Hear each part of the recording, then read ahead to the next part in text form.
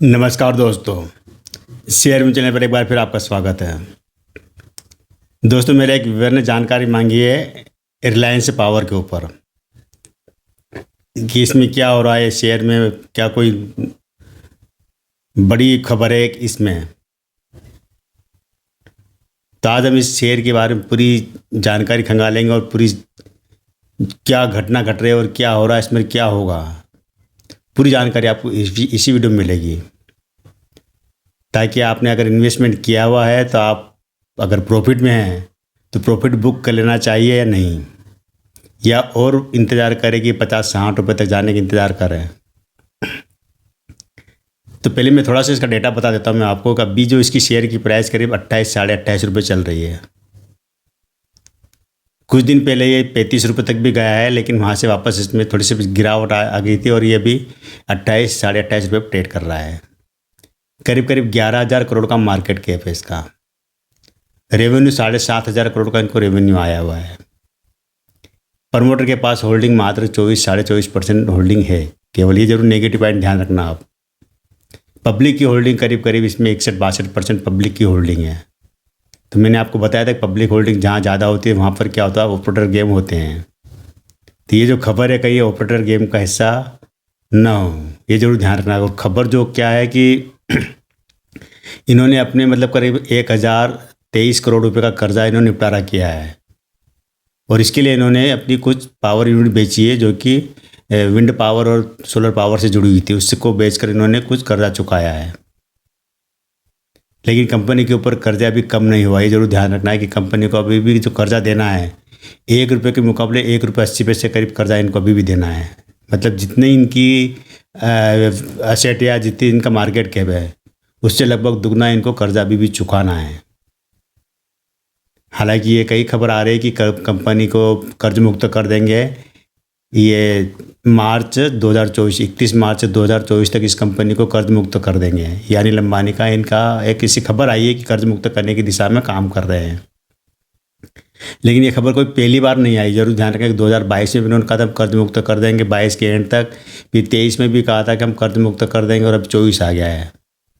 तो डेडलाइन इनकी आगे बढ़ती जाती है कि कर्ज मुक्त कर देंगे, कर्ज मुक्त कर देंगे। लेकिन कर्ज मुक्त अगर एक कंपनी हो गई इसका मतलब ये नहीं होगा कि अनिल अंबानी कर्ज मुक्त हो गए। ये भी चीज़ आपको नेगेटिव चीज़ें ध्यान रखना है। अभी आपने कुछ दिन पहले एक ज़बरदस्त एक वीडियो वायरल हुआ था अनिल अंबानी का, जो कि मुकेश अंबानी के बेटे अनंत अंबानी की जो प्री मैरिज जो एक शूट हुआ था वहाँ पर। तो उसमें ये जो अनिल अंबानी की फैमिली बेहद ही साधारण कपड़ों में आई थी वहाँ पर। खुद ही इनके बच्चे अपने बैग और वगैरह बैग और सूटकेस वगैरह उठाए हुए थे। न कोई साथ में बॉडीगार्ड न कोई बड़ा अधिकारी साथ में था। बिल्कुल एक साधारण आदमी की तरह पहुँचे थे अनिल अंबानी उस शादी समारोह। शादी मतलब प्री वेडिंग थी उसके अंदर उस समारोह में। और तब काफ़ी इन्होंने मतलब चर्चा में रहा था, ये वीडियो काफ़ी रहा था। क्योंकि अनिल अंबानी वो शख्स भी रहे हैं कि जब ये मॉर्निंग वॉक के लिए निकलते थे तो इनके साथ 10-10 12-12 बॉडीगार्ड होते थे। और वो आदमी अगर अपने भाई की यहाँ शादी में परिवार की शादी का एक कार्यक्रम में एकदम साधारण आदमी की तरह पहुँचे तो चर्चा बनना ही थी और बन भी गई, उसके चर्चा में आ गई है। तो ये जो कंपनी है रिलायंस पावर, इसकी स्थापना इन्होंने की थी 2008 के में। इसका आईपीओ 2008 में इसका आईपीओ आया था। स्थापना तो पहले हो चुकी थी लेकिन 2008 में इसका आईपीओ आया था और आईपीओ ज़बरदस्त था। करीब करीब 400 रुपये के आसपास, 400 के ऊपर निकला था आईपीओ की इसकी जो लिस्टिंग प्राइस थी। क्योंकि उस ये जो दौर था 2000 से लेकर 2008 तक का, कह सकते हैं कि अनिल अंबानी एक पूरे बिजनेस मार्केट के सितारे की तरह चमक रहे थे। और ये जिस भी कंपनी में हाथ डालते थे वो कंपनी में हीरा सोना उगलने लगती थी। उसमें इन्वेस्ट करना मतलब जैसे अभी मुकेश अंबानी के साथ है ना, वो जिस कंपनी को खरीदने की बात करते जिस कंपनी में पैसा लगाते हैं वो कंपनी सोना उगलने लग जाती है। ऐसी स्थिति अनिल अंबानी की थी उस वक्त जब 2008 में। और इनकी कई कंपनी थी, एक दो कंपनियाँ नहीं थी, कई कंपनी थी। इंटरटेनमेंट से लेकर पावर है, बीमा है और मोबाइल वगैरह कम्युनिकेशन के क्षेत्र में कई कंपनियाँ थी। लेकिन अब बहुत सी कंपनियाँ इनकी बिक चुकी है। और ये अब कह सकते हैं कि जो अमीरपति की किसी भी पायदान में ये नहीं आते हैं। ये ज़रूर है कि अनिल अंबानी के बेटे अभी अनमोल अंबानी है, वो कुछ वापस खड़ा कर रहे हैं। अनिल अंबानी का जो साम्राज्य जो ढहा है, उस साम्राज्य को वापस खड़ा करने की कोशिश कर रहे हैं अनमोल अंबानी, जो कि अनिल अंबानी के बेटे हैं। लेकिन किसी भी एक कंपनी में अगर आप ये सोचकर इन्वेस्टमेंट करते हैं कि यहाँ पर कंपनी कर्ज मुक्त हो जाएगी, इसका मतलब ये नहीं समझना चाहिए कि ये कंपनी कमा के देगी। क्योंकि इस कंपनी ने अपने निवेशकों को 2008 के बाद से केवल एक दो बार डिविडेंड दिया है इन्होंने शुरू में, वो भी 3-4 रुपये का डिविडेंड दिया है। लेकिन उसके बाद से लेकर 2008 से लेकर आज 24 चल रहा है, करीब करीब 16 साल हो गए हैं। 16 साल में अनिल अंबानी ने अपने निवेशकों को न बोनस दिया, न डिविडेंड दिया, न कुछ दिया है। शेयर की फेस वैल्यू वही 10 रुपये, शेयर स्प्लिट भी नहीं हुआ है। जब 16 साल में कंपनी ने कुछ नहीं दिया, और उस दौरान भी कुछ नहीं दिया जब ये बहुत अरबपति हुआ करते थे, इनके सितारे कैसे थे ना, आसमान में एक बड़े सितारे की तरह चमकने वाले, तब भी इन्होंने अपने शेयरधारकों को कुछ नहीं दिया था। इस जो रिलायंस पावर की हम बात कर रहे हैं, क्योंकि तब तो इनकी रिलायंस कम्युनिकेशन, रिलायंस कैपिटल है, रिलायंस इंफ्रा है, रिलायंस नेवल है, रिलायंस में तो कई कंपनियाँ थी। लेकिन जो रिलायंस पावर थी, ये कंपनी काफ़ी कह सकते कि ये संकट में रही है कंपनी। और इसका जो अगर लो देखेंगे आप, पूरे लाइफ टाइम को लो देखें तो 1.5 रुपये का लो रहा है इसका, रिलायंस पावर का। और हाई वही रहा, मैंने कहा ना, 400 रुपये के आसपास हाई रहा है इसका। अगर आप साल भर का उठा के देखें, अब जो एक साल का 52 का देखें, वहाँ भी आपको 32-35 रुपये का हाई मिलेगा, और लो मिलेगा वो आपको 16-17 रुपये का।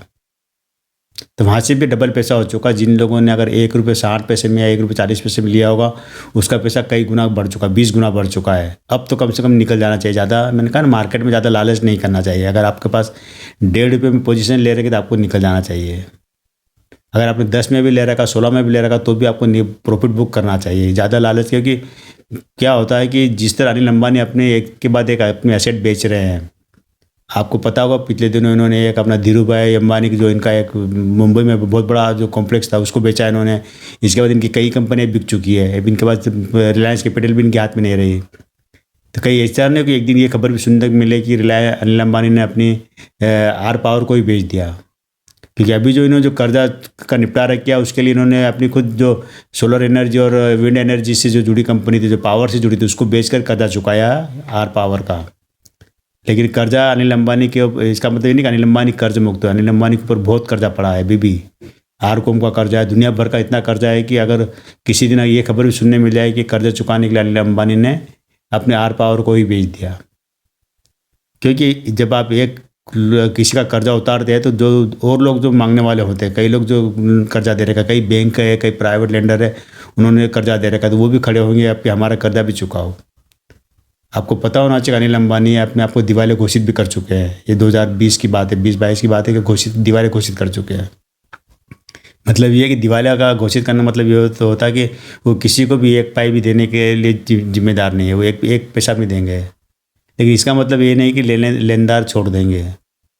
अगर जिस तरह अगर इनके आर पावर का में कर्जा उतारे, उस तरह और भी लोग खड़े होंगे, तब ये ऐसी खबरें बन जाएगी। और ये जो खबर जो बनी कर्जा उतारने की, जो कि 1023 करोड़ का कर्जा जो इन्होंने उतारा है ना, तो ये समझ लीजिए कि ये एक बहुत छोटा हिस्सा है इनके पास। जितना कर्जा है ना, उसका एक मतलब कह सकते हैं कि अगर आप आधा % भी नहीं कह सकते जो इन्होंने कर्जा उतारा है। इतना कर्जा इनके ऊपर, आप अंदाज लगा लीजिए कि कितना कर्जा होगा अनिल अंबानी के ऊपर। हाँ, ये जरूर है कि इनके बेटे अब कुछ नया कर रहे हैं, लेकिन उनको भी बात जिम्मेदारी कि पहले तो माँ बाप का कर्जा उतारे, फिर खुद आगे बढ़ेंगे। तो कंपनी जिस समय कमाने लगे, कि जिस समय अच्छी इनकम आने लगे, जिस समय सब कुछ बढ़िया होने लगे, तब आपको इस शेयर में इन्वेस्टमेंट करना चाहिए। वरना यहाँ से अगर आपका पैसा अच्छा बन चुका है, तो इस पैसे को निकाल के किसी टाटा पावर है या कोई जो बड़े जो अच्छे फंडामेंटल वाली कंपनियाँ, उसमें आपको पैसा लगाना चाहिए। मैं किसी को रिकमेंड नहीं कर रहा हूँ कि किसी पे शेयर में, यहाँ भी मैं बेचने का आपको सलाह दे रहा, ये आपकी मर्जी है। मेरी तरफ से कोई फोर्स नहीं है कि आप बेच दो या आप इसको शेयर खरीदो। अभी भी मेरा मतलब ये था कि मेरे जो व्यूवर ने जानकारी मांगी थी कि इसमें क्या करना चाहिए, तो मैंने जब कुछ जानकारी खंगाली तो मैंने देखा कि ठीक है, एक कंपनी अब इनके पास ले दे के बची है और उसको अगर कर्ज मुक्त कर रहे हैं, लेकिन बाकी कर्जा 10 का 10 बना हुआ है, उसका क्या होगा? सबसे बड़ा सवाल यही हुआ था कि उस कर्जे का क्या होगा? क्या वो कर्जा लोग छोड़ देंगे क्या? जो कि 46,000 करोड़ का कर्जा इनके ऊपर आरकॉम का है, 46,000 करोड़ का। तो अभी और कई कर्जे बाकी है, कई तरह की चीज़ें आएगी सामने, कई तरह की इनके पास अब जब ज़्यादातर कंपनियाँ तो इनकी बिक चुकी है, कुछ कंपनियाँ बची है, तो उनको भी अब आने वाले दिनों में किस तरह से करते हैं, किस तरह से, या उसको बेचते हैं या उसको संभालते हैं या उससे प्रॉफिट में आएंगे, कब आएंगे। 16 साल से कंपनी ने कुछ दिया नहीं है, तो आने मुझे नहीं लगता कि ये आने वाले दिनों में कि कुछ और उसमें हो। हाँ, खबरें बनती रहेगी, क्योंकि यहाँ पर मैंने बताया ना कि पब्लिक होल्डिंग बहुत ज़्यादा है, 61-62% पब्लिक होल्डिंग है, तो यहाँ पर ओपर गेम जरूर होंगे, ऐसी खबरें आएगी। कभी आपको बहुत अच्छी खबर मिलेगी, शेयर भागेगा, और कभी एकदम नेगेटिव खबर आएगी और शेयर गिरेगा वापस। तो ये है दोस्तों, आज केवल इतना ही। कल फिर आपको एक नई कंपनी की जानकारी के साथ में मेरे इस चैनल पर बने रहिए, शेयर कीजिए, सब्सक्राइब कीजिए, अपने दोस्तों को बताइए। थैंक यू दोस्तों।